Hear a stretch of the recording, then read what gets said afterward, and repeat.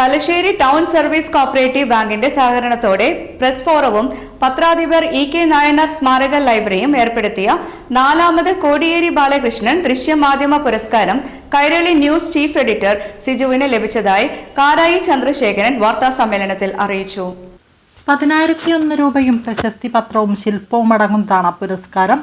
ധർമ്മസ്ഥലയിലെ ദുരൂഹ മരണങ്ങളുടെ പൊരുൾ തേടി 2025 ജൂലൈ മാസം നടത്തിയ യാത്രയെ തുടർന്നുള്ള വാർത്താ പരമ്പരയും പ്രത്യേക പ്രോഗ്രാമുമാണ് പുരസ്കാരത്തിൽ പരിഗണിച്ചത്. സംസ്ഥാനത്തിലെ വിവിധ ഭാഗങ്ങളിൽ നിന്ന് ലഭിച്ച എൻട്രികൾ പരിഗണിച്ച് കാരായി ചന്ദ്രശേഖരൻ, പി ദിനേശൻ, അനീഷ് പാതിരിയാട് എന്നിവരടങ്ങിയ ജൂറിയാണ് പുരസ്കാരം നിർണയിച്ചത്. Bank vice president Biju N, bank ഭരണസമിതി അംഗം Vinod Kumar K, Navas Methar, Aneesh Pathiriyad, P Dineshan, N Sirajuddin, Palayad Ravi എന്നിവർ വാർത്താ സമ്മേളനത്തിൽ പങ്കെടുത്തു. ഒരു യഥാർത്ഥ ജനകീയ നേതാവ് നിലക്കാണ് കൂടിയേറിയപ്പെട്ടത്. അത്തരമൊരാളുടെ പേരിൽ തലശ്ശേരി ടൗൺ സർവീസ് ബാങ്കിന് ഒരു അവാർഡ് നൽകണമെന്ന് ആവശ്യപ്പെട്ടു 2 വട്ടം ഞങ്ങൾ ഡയറക്ടർ ബോർഡിൽ ആലോചിക്കേണ്ടി വന്നിട്ടില്ല. ഞങ്ങൾ 1ാമത്തെ ബോർഡിൽ തന്നെ ഈ തീരുമാനം എടുക്കുകയും ഈ 4ാമത്തെ അവാർഡ് ഞങ്ങൾ സമർപ്പിക്കാൻ വേണ്ടി വന്നിരിക്കുകയാണ്. ഈ അവാർഡിന് അർഹനായത് സിജു കണൻ എന്ന് പറയുന്ന കൈരളി ചീഫ് റിപ്പോർട്ടറാണ്. കൈരളി ന്യൂസിൻ്റെ കാസർഗോഡ് ബ്യൂറോയിൽ. അതിൽ വിഷയം ഞങ്ങൾ മറ്റ് എൻട്രികൾ ഞാൻ പരിശോധിച്ചിരുന്നു.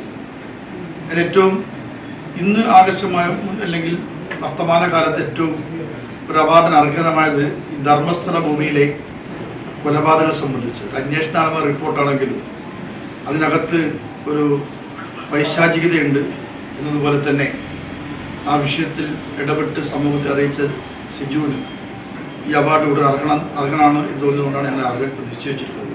നമ്മുടെ താങ്ങും തണലും എല്ലാ വർഷവും പറയുന്നത് പോലെ തന്നെ കേരളത്തിൻ്റെ ചരിത്രത്തിൽ ഒരു പ്രസ് ക്ലബ്ബ് ഒരു രാഷ്ട്രീയ നേതാവിൻ്റെ പേരിൽ ഒരു അവാർഡ് ഏർപ്പെടുത്തിയിട്ടുണ്ടെങ്കിൽ തലശ്ശേരി പ്രസ് ക്ലബ്ബാണ്. ഇതിന് കൃത്യമായ കാരണമുണ്ട്. വേറെ മന്ത്രിമാരുടെയൊക്കെ പേരിലുണ്ടാകും. അദ്ദേഹം തലശ്ശേരി പ്രസ് ക്ലബ്ബിലെ മാധ്യമപ്രവർത്തകരുടെ ഒരു ജ്യേഷ്ഠ സഹോദരനായിരുന്നു. ഈ പ്രസ് ക്ലബിൻ്റെ ഓരോ വളർച്ചയിലും അതിൻ്റെ ഓരോ ഘട്ടത്തിലും നമ്മോടൊപ്പം നിൽക്കുകയും നമ്മളെ ഒരു കൊച്ചനുജന്മാരെ പോലെ കൊണ്ടു നടക്കുകയും ചെയ്ത ഒരു നേതാവാണ്. തലശ്ശേരിയിൽ നിന്ന് വളർന്ന് ലോകമറിയുന്ന നേതാവായി ആകുമ്പോഴും ഇവിടുന്ന് ഒരു പ്രാദേശിക ലേഖകൻ്റെ ഒരു കോള് ചെന്നാൽ ആ ഫോൺ അദ്ദേഹം എടുത്തിരിക്കും. എടുക്കാൻ പറ്റിയില്ല, അദ്ദേഹം തിരിച്ചു വിളിക്കും.